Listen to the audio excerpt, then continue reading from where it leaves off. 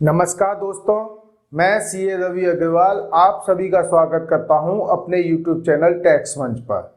दोस्तों, recently government ने एक नई scheme quarterly return monthly payment scheme launch की है। ये स्कीम 1 जनवरी 2021 से एप्लीकेबल है। ये स्कीम उन लोगों के लिए है जो जीएसटी के अंदर अपनी रिटर्न क्वार्टरली ऑप्ट करते हैं, उसके लिए एलिजिबल है। बेसिकली इस स्कीम में क्या है और ये क्यों आई है और इसका इम्पैक्ट आप लोगों के ऊपर किस तरह से पड़ेगा, आज हम इसी के ऊपर आपसे चर्चा करेंगे। सबसे पहले मैं आपको ये बता देना चाहता हूं कि जो एसएससी अभी तक का प्रोविजन ये है कि जो एसएससी जिनकी टर्नओवर पिछले साल में 1.5 करोड़ से नीचे थी, केवल वही अपनी जीएसटी में क्वार्टरली रिटर्न के लिए ऑप्ट करने के लिए एलिजिबल थे। अब ये लिमिट 1.5 करोड़ से बढ़ाकर 5 करोड़ कर दी गई है। 1 जनवरी 2021 के बाद जो भी एसएससी 5 करोड़ से नीचे जिनकी टर्नओवर पिछले साल में थी, पिछले फाइनेंशियल ईयर में थी, अब वो भी क्वार्टरली रिटर्न के लिए एलिजिबल हैं और वो ऑप्ट कर सकते हैं।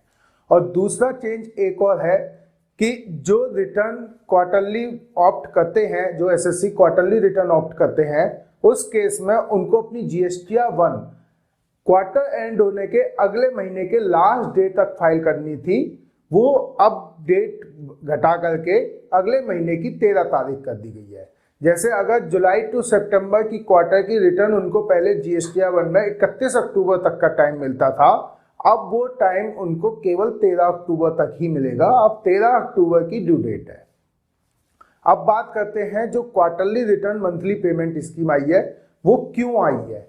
बेसिकली प्रॉब्लम्स कहां से स्टार्ट हुई थी, सब कुछ ठीक चल रहा था, लेकिन अक्टूबर 19 में एक नया रूल आया था 36(4) रूल में ये था कि जो भी आपको इनपुट जीएसटीआर 2A में मिल रहा है, जो रिफ्लेक्ट कर रहा है, हर महीने आप जीएसटीआर 2A देखेंगे और उसमें जो इनपुट आ रहा है आप केवल वही इनपुट ले सकते हैं। प्लस अगर कोई इनपुट नहीं आ पा रहा है तो आप उसका केवल 10% इनपुट और ले सकते हैं जो जीएसटीआर 2A में आ रहा है। अब जो इनपुट नहीं आते हैं उनका रीजन बेसिकली ये था कि जो क्वार्टरली फाइलर्स हैं या जिनकी ड्यू डेट आगे है, बाकी दूसरे भी रीजन थे। बहुत सारी प्रॉब्लम इस जीएसटीआर 2A में आनी शुरू हुई और इसके लिए सॉल्यूशन जो दिया था वो एक नया फॉर्म जीएसटीआर 2B दिया गया था। जीएसटीआर 2B में मैक्सिमम प्रॉब्लम सॉल्व हो गई थी, लेकिन एक प्रॉब्लम उसमें रह गई जो जीएसटीआर 2A में जो भी हमारे सप्लायर्स हैं, जो भी अपनी रिटर्न क्वार्टरली फाइल करते हैं, वो रिटर्न जब क्वार्टरली फाइल करते थे तो उनका इनपुट कस्टमर के परचेजर के अकाउंट में उसमें आता था दिसंबर या मतलब क्वार्टर एंड में, क्वार्टर के उसमें आता था। अगर अक्टूबर टू दिसंबर की क्वार्टर की वो फाइल करेंगे तो दिसंबर में आएगा, जुलाई टू सितंबर की वो फाइल करेंगे तो सितंबर के मंथ में आएगा। लेकिन 2B में ये प्रॉब्लम और बढ़ गई। अब मैं एग्जाम्पल के तरह से बताता हूं कि मिस्टर ए हैं जिन्होंने मिस्टर बी से कुछ गुड्स परचेज किए, तो जब परचेज करेंगे उस जुलाई के मंथ में सपोज करते हैं कि उन्होंने कुछ गुड्स परचेज कर लिए। अब जुलाई में मिस्टर बी ने अपनी क्वार्टरली रिटर्न ऑप्ट कर रखी है और क्वार्टरली रिटर्न के केस में वो अपनी जुलाई में रिटर्न फाइल करेंगे नहीं। जीएसटीआर 2B का ये है कि अगले महीने की 12 तारीख को वो एनेबल हो जाता है और उसका प्रोसीजर इस तरह से है कि अगर जुलाई के मंथ की वो इनपुट दिखाते हैं तो जिन सप्लायर्स ने, जिन भी टैक्स पेयर्स ने अपनी रिटर्न 12 जुलाई से लेकर 11 अगस्त तक फाइल करेंगे, चाहे वो किसी भी मंथ की हो, वही इनपुट जुलाई के मंथ में कस्टमर्स को दिखेगा। लेकिन 11 अगस्त तक वो तो अपनी रिटर्न फाइल करेंगे नहीं, क्योंकि उनकी जो ड्यू डेट है वो 31 अक्टूबर थी और यहाँ पे आपकी जुलाई टू सितंबर की फाइल होनी थी, जुलाई की होनी नहीं थी। इसी तरह से अगस्त और सितंबर में भी नहीं आ पा रहा था क्योंकि सितंबर की जो ड्यू डेट थी वो 31 अक्टूबर थी। तो यहाँ बहुत से लोगों ने, इंडस्ट्री ने एक क्वेश्चन ये उठाया कि जिनकी ड्यू डेट ही आपके जीएसटीआर 2B से आगे की है और इस वजह से जुलाई का इनपुट हमें अक्टूबर में जाके मिलेगा, तो ये तो इनजस्टिस है। एटलीस्ट सितंबर तक मिलना चाहिए, नहीं तो हमें तो उसी मंथ तक मिलना चाहिए जुलाई में हमने गुड्स परचेज किए हैं, अगर आप 2A को ही बेस बना रहे हो तो 2A में वो इनपुट रिफ्लेक्ट होना चाहिए। हमने अपनी पिछली वीडियो में जब बताया था तो ये प्रॉब्लम इसमें रह गई थी, बाकी सारी प्रॉब्लम जितनी थी मैक्सिमम प्रॉब्लम सॉल्व हो चुकी थी।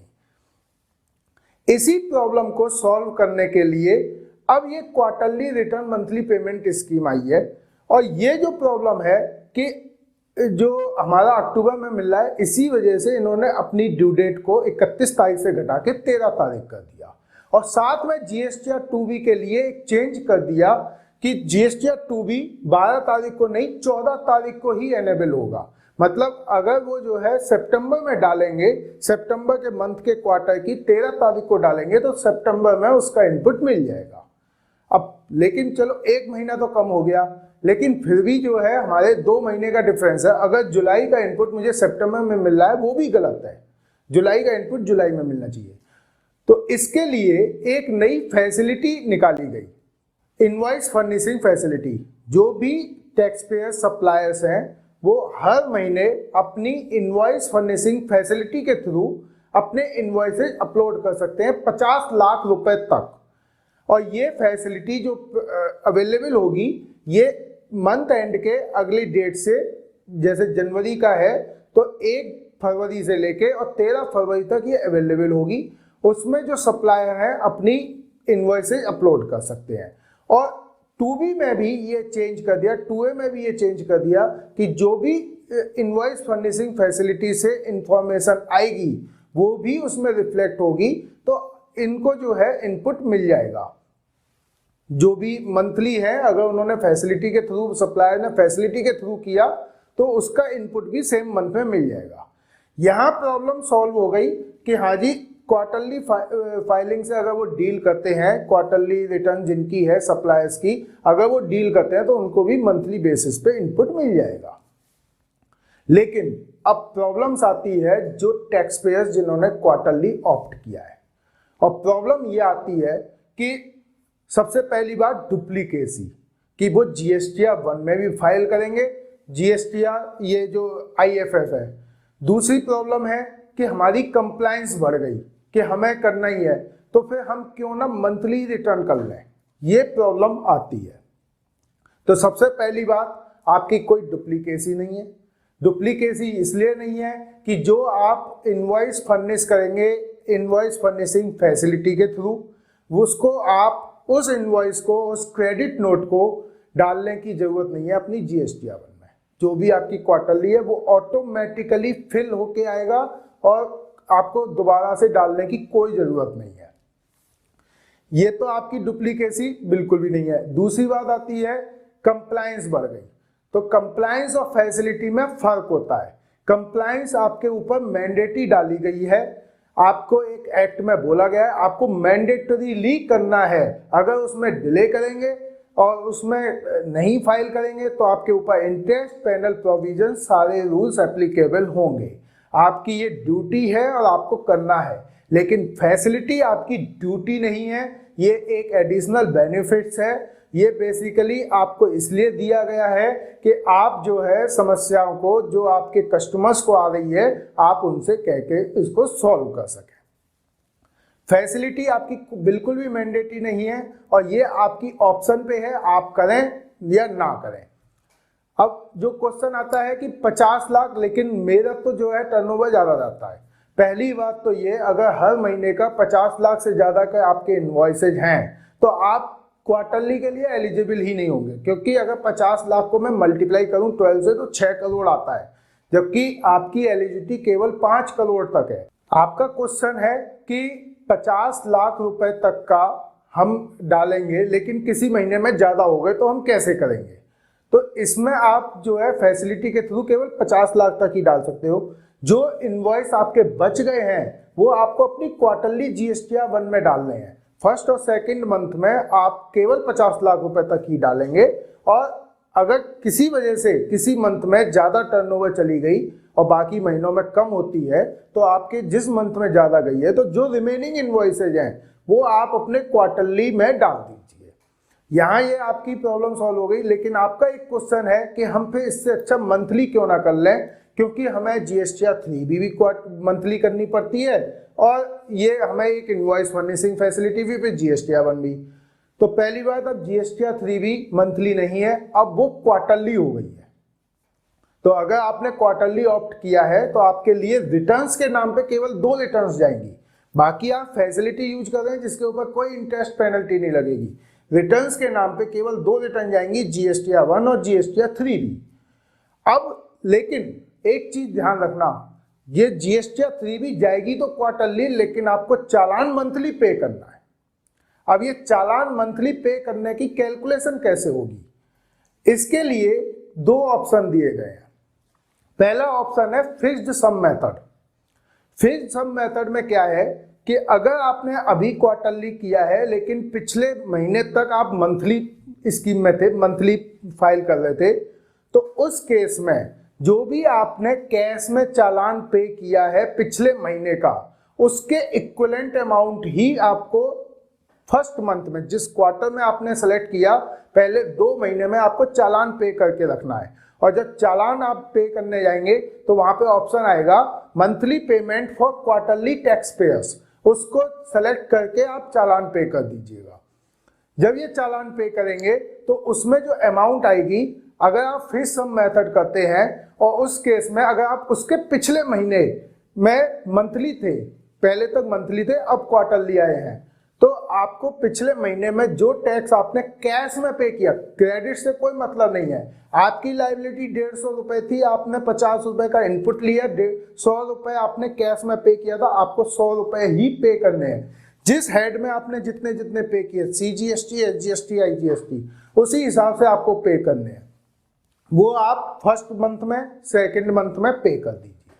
अगर आप पिछले क्वार्टर में क्वार्टरली थे, पिछले पीरियड में भी क्वार्टरली थे, तो जो आपने पूरे क्वार्टर में पे किया है इन कैश, आप मंथली में कैलकुलेट करते रहे हैं, लेकिन जब इन तीनों का आप टोटल करेंगे, इन कैश में जो कुछ भी पे किया है, CGST, SGST, IGST, 35% first month में पे होगा, 35% सेकेंड मंथ में पे होगा, और जो आपकी पूरे क्वार्टर की डिटेल निकलेगी, फाइनल डिटेल, जिसके बेस पे आप 3B फाइल कर रहे हैं, तो जो रिमेनिंग अमाउंट होगा वो आपके थर्ड मंथ में पे हो जाएगा। अगर आप ड्यू डेट तक यही अमाउंट पे करेंगे, अपना यही वाला अमाउंट पे करेंगे, कोई इंटरेस्ट नहीं लगेगा। लेकिन अगर इसमें डिले करेंगे तो जितने दिन का डिले होगा उतने दिन के हिसाब से इंटरेस्ट लगेगा, चाहे वो फर्स्ट मंथ हो चाहे सेकेंड मंथ हो। अगर ये इक्विवेलेंट होगा तो कोई इंटरेस्ट नहीं लगेगा। थर्ड मंथ में जब आपकी रिमेनिंग लायबिलिटी आएगी तो रिमेनिंग लायबिलिटी के ऊपर पहले 2 महीने का कोई ब्याज नहीं लगेगा आपका। अगर थर्ड मंथ में आपने 22 तारीख की 24 तारीख से डिले किया तो आपके ऊपर ब्याज लगेगा, और ब्याज केवल थर्ड मंथ की रिमेनिंग लायबिलिटी के ऊपर लगेगा, जो आप टैक्स पे कर चुके होंगे उसके ऊपर नहीं लगेगा। अगर आपका पैसा पहले ही कैश लेजर में पड़ा हुआ है तो आप उसको यूज कर सकते हैं, आपको उतने पैसे तक जमा करने की कोई जरूरत नहीं है, वो उससे यूज हो जाएगा और उसके ऊपर कोई ब्याज नहीं लगेगा। ये तो था फिक्स्ड सम मेथड। अगर आप चाहें तो दूसरा मेथड भी यूज करते हैं, self assessment method. Self assessment method वही है जो अभी तक आप करते आ रहे हैं।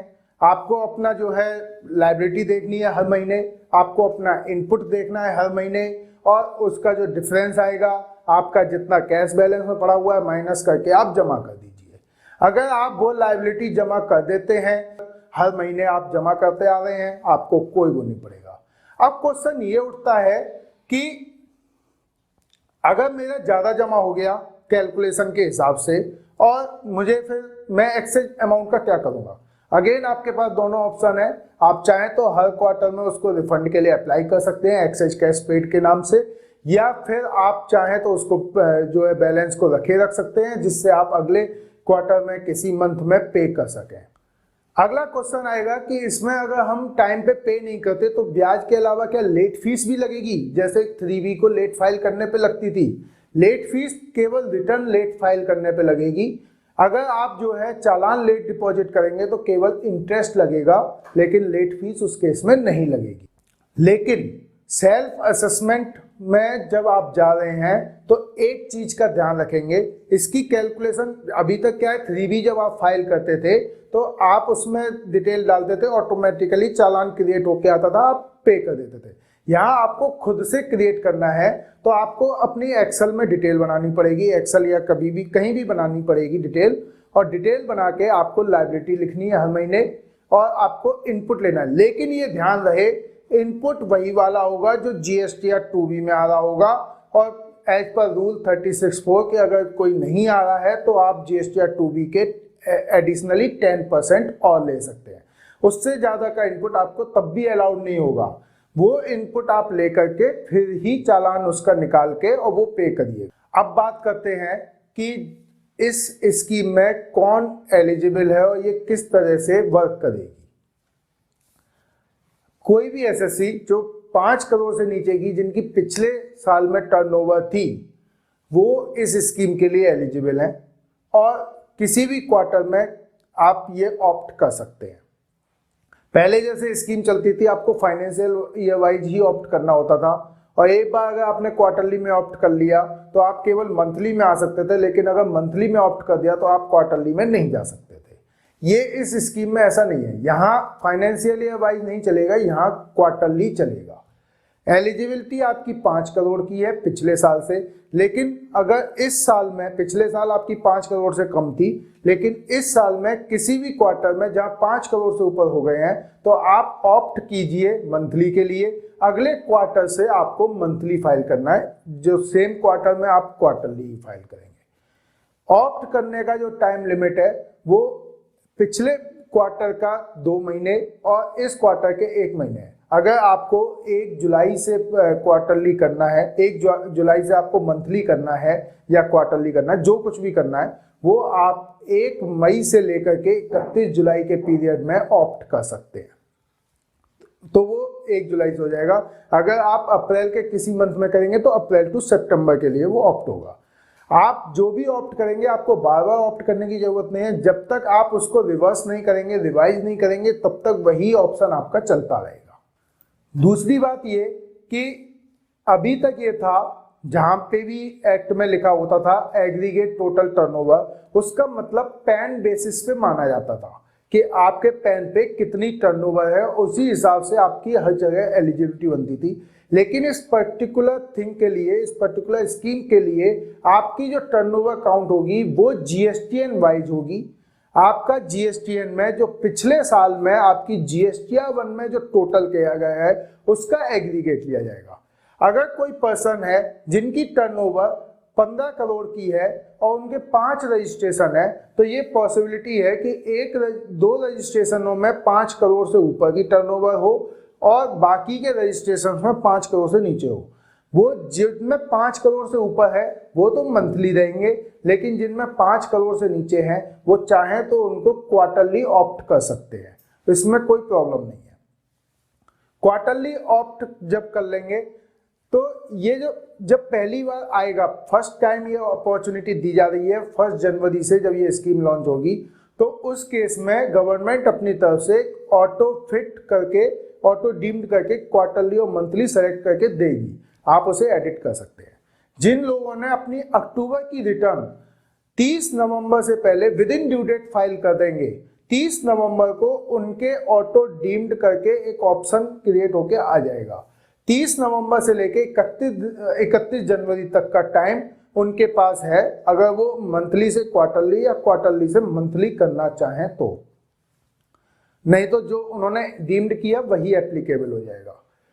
फिर वो कैसे डीम्ड करेंगे उसका ये है कि जो एसएससी 1.5 करोड़ से नीचे थे लेकिन उन्होंने अपना क्वार्टरली ऑप्ट कर रखा है, उनके केस में ऑप्शन क्वार्टरली आएगी। जो एसएससी 1.5 करोड़ से नीचे थे लेकिन मंथली ऑप्ट कर रखा है, उनके केस में मंथली आएगी। जो एसएससी 1.5 करोड़ से 5 करोड़ तक थे उनके केस में क्वार्टरली डीम्ड करके आएगा। तो आप जो है जब खोलेंगे पोर्टल में फैसिलिटी को, तो उसमें जो भी ऑप्शन है आप अपना एक्सरसाइज करके देख लीजिए कि मंथली से क्वार्टरली में जाना है या क्वार्टरली से मंथली में जाना है, और आगे हर बार आपको क्वार्टरली ऑप्शन मिलेगा। दोस्तों, इन सारे चेंजेस को देखते हुए मैं अपनी तरफ से एक सजेशन देना चाहता हूं कि आप लोग जितने ये ड्रास्टिक चेंज हो रहे हैं जीएसटी के अंदर और जिस तरह से ये ऑटो पॉपुलेटेड फॉर्म की तरफ बढ़ रहे हैं, ये पूरी तरह से होपफुल है कि जब स्टार्टिंग में जीएसटी आया था और जिस तरह से प्रोसीजर डाले थे कि आप अपनी जीएसटीआर 1 फाइल करेंगे, जीएसटीआर 2 फाइल करेंगे, ऑटोमेटिकली चालान बन के आएगा, आप पे करेंगे, ये उसी दिशा में जाने की तैयारी है। और 2B आने के बाद अब 3B में ऑटो पॉपुलेशन आने की तैयारी चल रही है। ये आपका जो क्वार्टरली स्कीम है इसमें पूरा तो इसका मतलब कहीं ना कहीं ये सारा का सारा ऑटोमेटिक हो जाएगा। अभी कुछ एसएससीज भी ऐसे हैं जो अपनी GSTR 1, GSTR 3B, electronic cash ledger, electronic credit ledger को अपनी बुक्स से मैच नहीं कर रहे हैं, अपना रिकंसाइल नहीं कर रहे हैं। 1920 का तो जब तक वो रिकंसाइल कर सकते थे वो उनको 31 अक्टूबर तक का टाइम मिला था, लेकिन अब 2021 भी मेरा ये सजेशन है कि अभी तक जो भी ट्रांजैक्शन हो चुकी हैं उनको एक बार अपनी बुक्स को क्रेडिट लेजर, कैश लेजर से अपना रिकंसाइल करिए और GSTR 2B, 2A, 3B, GSTR 1 जितने भी फॉर्म्स हैं ये सभी आपके बुक से मैच होने चाहिए। अभी 2 महीने हैं और जो 1 जनवरी से नई स्कीम चालू होगी उसके बाद ऑटो पॉपुलेशन भी हो सकता है। तो इन 2 महीने में जो भी करेक्शन है, जो भी ओमिशन है वो आप सही कर लीजिए। ये भी हो सकता है कि जब ऑटोमेटिक जो चालू हो जाएगा उसमें आपको करेक्शन करने की पोजीशन ही बहुत ज़्यादा प्रॉब्लम ना हो, करेक्शन आपको करना बहुत ज़्यादा प्रॉब्लम क्रिएट करे। आप लोग अपना रिकंसिलेशन करते रहिए और मैं आशा करता हूँ कि आपको हमारी ये वीडियो पसंद आई होगी। हमारी इस वीडियो को आप लाइक कीजिए, शेयर कीजिए। अगर आपका कोई क्वेरी है, कोई कमेंट है तो हमें नीचे लिखे दिए गए कमेंट सेक्शन में लिखना ना भूलिए। धन्यवाद।